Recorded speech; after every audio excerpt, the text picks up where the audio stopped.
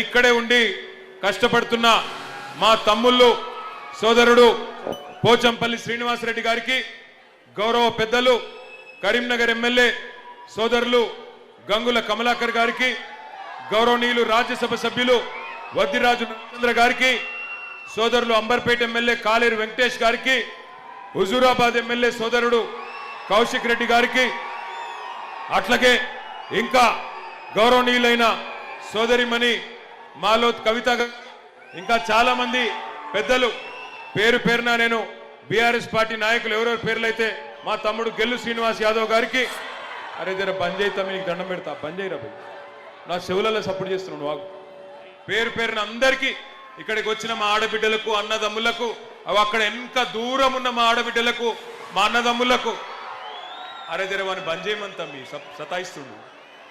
పేరు పేరున అందరికీ నమస్కారం. మన ఉప్పల్ ఎమ్మెల్యే బండారి లక్ష్మారెడ్డి గారికి, ఎల్బీ నగర్ ఎమ్మెల్యే సుధీర్ రెడ్డి గారికి, నేను ఎవరోల పేర్లు చెప్పలేదో పెద్దోళ్ళందరూ ముందే మన్నించాలని కోరుతూ ఈరోజు ఇక్కడికి యూసుఫ్ గూడకు వచ్చినాం. మొన్నొక రోజు వచ్చేది ఉండే, ఆ రోజు వాన పడ్డది, రాలేకపోయినాం. అందుకే ఆఖరి రోజు మిమ్మల్ని కలవాలే, యూసుఫ్ గూడలో మీ అందరి ఆశీర్వాదం తీసుకోవాలని చెప్పి ఇక్కడికి వచ్చినాం. నేను కూడా యాక్చువల్గా ఇక్కడ పక్కనే యూసుఫ్ గూడ పోలీస్ లైన్స్ పక్కనే, యూసుఫ్ గూడ చెక్ పోస్ట్ పక్కనే చిన్నప్పుడు 1 సంవత్సరం పాటు ఇక్కడనే యూసుఫ్ గూడల్ని చదువుకున్నా. అమరావతి పబ్లిక్ స్కూల్ అని ఇక్కడనే ఒకటి ఉంటుండే, ఇక్కడనే చదువుకున్నా నేను కూడా. కాబట్టి ఈ ఏరియా అంతా నాకు కూడా బాగానే తెలుసు. ఇక్కడ వచ్చిన మా అన్నదమ్ములను ఆడబిడ్డలను నేను ఒకటే అడుగుతా ఉన్నా, సరిగ్గా 30 రోజుల నుంచి, సరిగ్గా 30-40 రోజుల నుంచి మీకు ప్రతిరోజు బీఆర్ఎస్ వాళ్ళు మీ ఇంటికి వస్తున్నారు, కాంగ్రెస్ పార్టీ వాళ్ళు మీ ఇంటికి వస్తున్నారు, ఓటు వేయమని చెప్పి అడుగుతా ఉన్నారు. గౌరవనీయులు పెద్ది సుదర్శన్ రెడ్డి గారు, రసమై బాలకృష్ణన్ గారు, ఇంకా మిగతా సోదరులు, స్థానిక corporator, okay okay okay okay okay okay okay relax relax, both MLA Anil Jadhav గారు, ఓకే రిలాక్స్ రిలాక్స్, ఆగురా భయ్.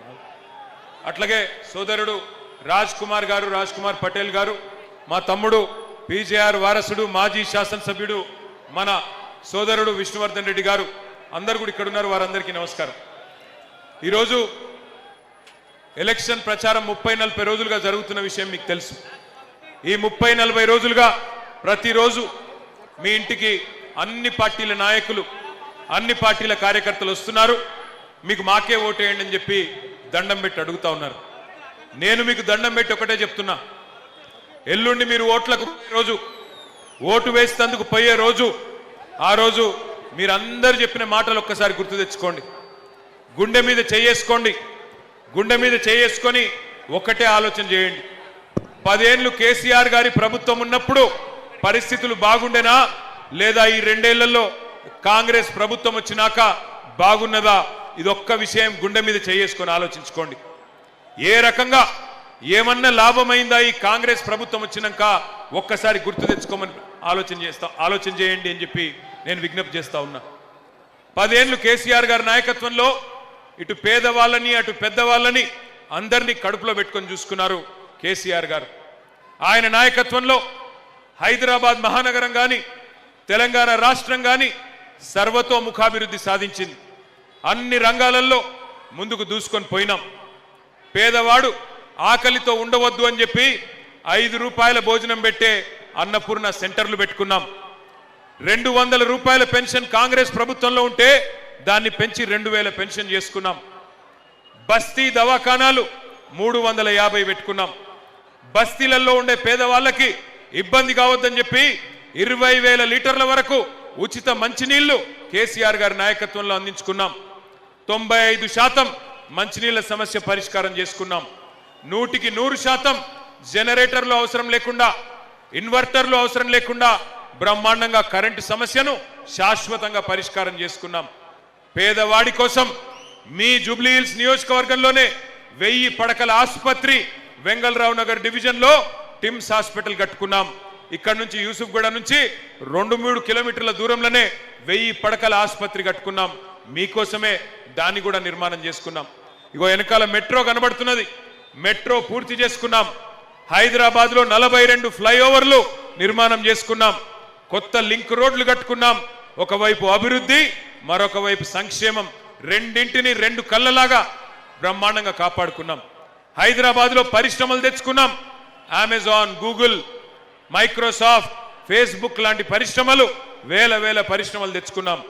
లక్షల కొద్ది ఉద్యోగాలు సృష్టించుకున్నాం. తద్వారా హైదరాబాద్లో ఉపాధి అవకాశాలు పెరిగి చిన్న వ్యాపారాలు, పెద్ద వ్యాపారాలు అన్ని కూడా విస్తరించినాయి. 10 ఏళ్ళు సుకూన్గా ఉన్నాం. మరి ఇవాళ ఇక్కడికి వచ్చిన మా ఆడబిడ్డలు, అన్నదమ్ముళ్ళు, మీరందరూ ఒకటి ఆలోచన చేయాల. ఎప్పుడైనా సరే కొన్ని డబ్బులు కూడబెడితే ఏ మనిషి అయినా ఏం ఆలోచిస్తాడు?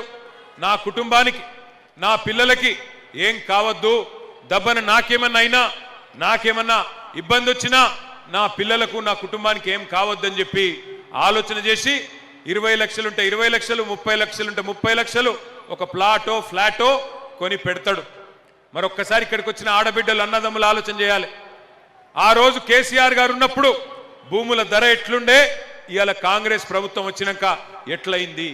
మీ కండ్ల ముంగట్నే మీరు సంపాదించుకున్న, మీరు పెట్టుబడి పెట్టిన మీ ఆస్తి హారతి కర్పూరం లాగా కాంగ్రెస్ ప్రభుత్వం వచ్చినాక కరిగిపోతున్నదా లేదా ఆలోచన చేయండి. ఇవాళ ఇంకొక మాట కూడా నేను అడుగుతా ఉన్నా ఇక్కడికి వచ్చిన మా ఆడబిడ్డల్ని. ఇక్కడ పోటీ చేస్తున్న కాంగ్రెస్ అభ్యర్థి అంటుండట, నేను లోకలోని అంటుండట. నేను అడుగుతున్నా మా ఆడబిడ్డల్ని, అన్నదమ్ముల్ని, లోకలు నాన్ లోకల్ కాదు ఇక్కడ పంచాయతీ. ఇక్కడ మీరు ఆలోచించవలసింది ఒక్కటి, ఎన్ని అబద్ధాలు చెప్పి ఆ కాంగ్రెస్ పార్టీ అధికారంలోకి వచ్చిందో ఒక్కసారి గుర్తు తెచ్చుకోండి. ఎన్ని గ్యారంటీలు అని చెప్పిండ్రు, ఎంతమందికి ఎన్ని హామీలు ఇచ్చిండ్రు ఒక్కసారి గుర్తు తెచ్చుకోండి. ఆ వీడియోలు కూడా మీకోసం ఇక్కడ పెట్టి ఉన్నాం, ఒక్కసారి చూడండి. 6 గ్యారంటీల పేరిట ఎన్ని రకాల మోసాలు చేసిండ్రో ఒక్కసారి ఆ వీడియో చూపెట్టాలని చెప్పి మా తమ్ములను కోరుతా ఉన్నా. పెన్షన్ ఎంత వస్తుంది? 2000 వస్తుంది కదా. వచ్చే నెల డిసెంబర్ 9 నాడు 2000 కాదు, ఇందిరమ్మ రాజ్యం వచ్చి నీకు 4000 రూపాయల పెన్షన్ వస్తుంది. ఎవరిని అడుక్కునే పని లేదు. ప్రతి నెల 1వ తారీఖు నాడు ప్రభుత్వ ఉద్యోగికి జీతం వచ్చినట్టుగా ప్రతి నెల 1వ తారీఖు నాడు ఆడబిడ్డల ఖాతాలో 2500 రూపాయలు ప్రతి నెల ఆడబిడ్డల ఖాతాలో వేయాలని కాంగ్రెస్ పార్టీ నిర్ణయం తీసుకున్నది. షాదీ ముబారక్ కళ్యాణ లక్ష్మిలో ఈ రోజు 1,00,000 రూపాయలే వస్తున్నాయి. వచ్చే నెల మీరు తీసుకుంటే 1,00,000తో పాటు తులం బంగారం ఆడబిడ్డలకే ఇచ్చే పేదల కోసం ఇందిరమ్మ ఇల్లు కట్టుకోవడానికి, ఇల్లు లేని పేదలకు, పెళ్ళైన ప్రతి వాడికి ఇందిరమ్మ ఇల్లు కట్టుకోవడానికి 5 లక్షల రూపాయలు ఉచితంగా ఇవ్వాలని ఇవాళ కాంగ్రెస్ పార్టీ నిర్ణయం తీసుకున్నది. ఇన్నరా మాటలు, ఇనవడ్డాయా మాటలు? ఇవన్నీ ఎలక్షన్లకు ముందు చెప్పిన మాటలు. తులం బంగారం ఇస్తా అని చెప్పిండు. ఎవరికన్నా వచ్చిందా తులం బంగారం? వచ్చిందా ఎవరికన్నా? ఆడబిడ్డలకు నెలకు 2,500 ఇస్తా అన్నాడు, వచ్చిందా ఎవరికన్నా? 4,000 పెన్షన్ పెంచుతా అన్నాడు, వచ్చిందా ఎవరికన్నా? మరి అయినా కూడా మళ్ళా నమ్మి మళ్ళా ఓట్లేద్దామా? 2 ఏళ్ల కింద ఇట్లనే అడుక్కున్నారు, ఓట్లు అడుక్కున్నారు. కేసీఆర్ గారు 2,000 ఇస్తే నేను 4,000 ఇస్తా, కేసీఆర్ గారు 1,00,000 రూపాయలు ఇస్తే నేను తులం బంగారం ఇస్తా, కేసీఆర్ గారు 10,000 ఇస్తే నేను 15,000 ఇస్తా, కేసీఆర్ 4,000 ఇస్తే నేను 6,000 ఇస్తా అని అర్రాసు పాట వాడినట్టు పాడి మీ ఓట్లు వేయించుకొని ఇవాళ గద్దెనెక్కిండ్రు. 2 ఏళ్ళైంది. 2 ఏళ్లలో ఒక్క పని చేయనోడు, ఒక్క మాట నిలబెట్టుకోనోడు ఇవాళ మళ్ళీ జూబ్లీ హిల్స్కి వచ్చి నేనేదో చేస్తా, నేను అభివృద్ధి చేస్తా, ఓట్లేయండి, నాకే గెలిపించండి అంటే మళ్ళీ నమ్ముదామా? బుద్ధి చెప్దామా కాంగ్రెస్ పార్టీకి, రేవంత్ రెడ్డికి? ఇక్కడ అభ్యర్థి స్థానికుడు కావచ్చు, కానీ యాది పెట్టుకోండి, ఆ పార్టీ దరిద్రం పార్టీ, మోసం చేసే పార్టీ. ఇందిరమ్మ ఇండ్లు ఇస్తా అని చెప్పిండు. ఇందిరమ్మ ఇండ్లు ఇస్తా, 5 లక్షల రూపాయలు ఇస్తా, ఎస్సీ ఎస్టీలు అయితే 6 లక్షల రూపాయలు ఇస్తా అన్నాడు. మరి ఇవాళ ఇందిరమ్మ ఇండ్లు ఇచ్చుడు కాదు, ఇందిరమ్మ రాజ్యం అంటే హైదరాబాద్ లో ఇండ్లు గూలగొట్టే రాజ్యం వచ్చింది. ఒక్కసారి గుర్తు తెచ్చుకోండి. శనివారం ఆదివారం వచ్చిందంటే చాలు ఇవాళ హైదరాబాద్ లో హైడ్రా పేరు మీద బుల్డోజర్లు పంపించి గరీబోళ్ళ బస్తీలు గులగొడుతున్నాడు రేవంత్ రెడ్డి. హైడ్రా పేరిట ఇవాళ 1 కాదు 2 కాదు 1000 ఇండ్లు ఈ 2 ఏళ్లలోనే కూలగొట్టిండు రేవంత్ రెడ్డి. అందుకే నేను అడుగుతున్నా, ఇందిరమ్మ రాజ్యం పేరు మీద ఇండ్లు గులగొట్టేటోళ్లకు ఓట్లేద్దామా? ఇండ్లు గులగొట్టేటోళ్లకు నేను చెప్పేది నిజమా కాదా ఒక్కసారి ఆ హైడ్రా బాధితుల వీడియో మీరే చూడాలి. హైడ్రా ద్వారా ఎన్ని ఇండ్లు గులగొట్టిండో ఒకసారి చూడాలని చెప్పి నేను కోరుతా ఉన్నా.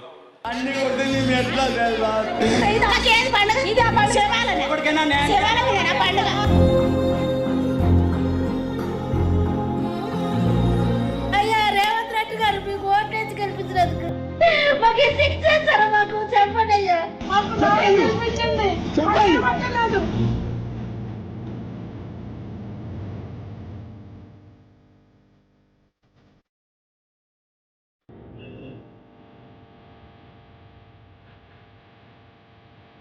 ఇల్లు ఎవరు కూడా కొట్టినానా? రేవంత్ సార్ కూడగొట్టారు. అప్పుడు మేము ఏడుస్తూ కూడా వదిలేరు. నేను మా ఇల్లు కూలగొడితే అప్పుడు బుక్స్ అన్ని పోయినాయి అన్నా. దేవుడా ఎక్కడున్నావా తల్లి రమ్మా తల్లి కదా.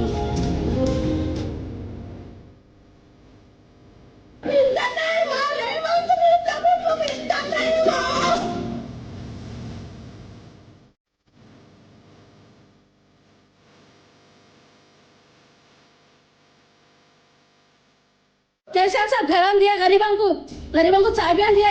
रेवंत रेड्डी साहब आके हमारे घर तोड़ दे रहे लोगों के. 500 घर तोड़ दे रहे हम पैसे लगा के 500.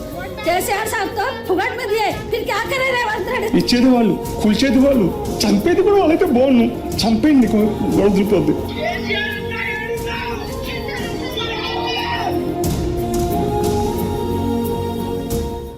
ఆ ఇండ్లు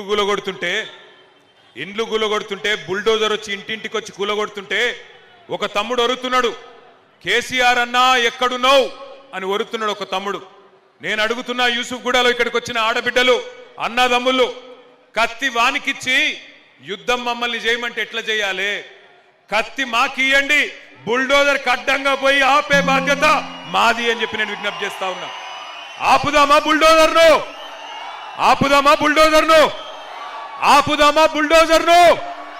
ఆపాలంటే కారుకు ఓటేయండి. అట్లయితేనే మరి మాకు యుద్ధం చేసే శక్తి వస్తుంది.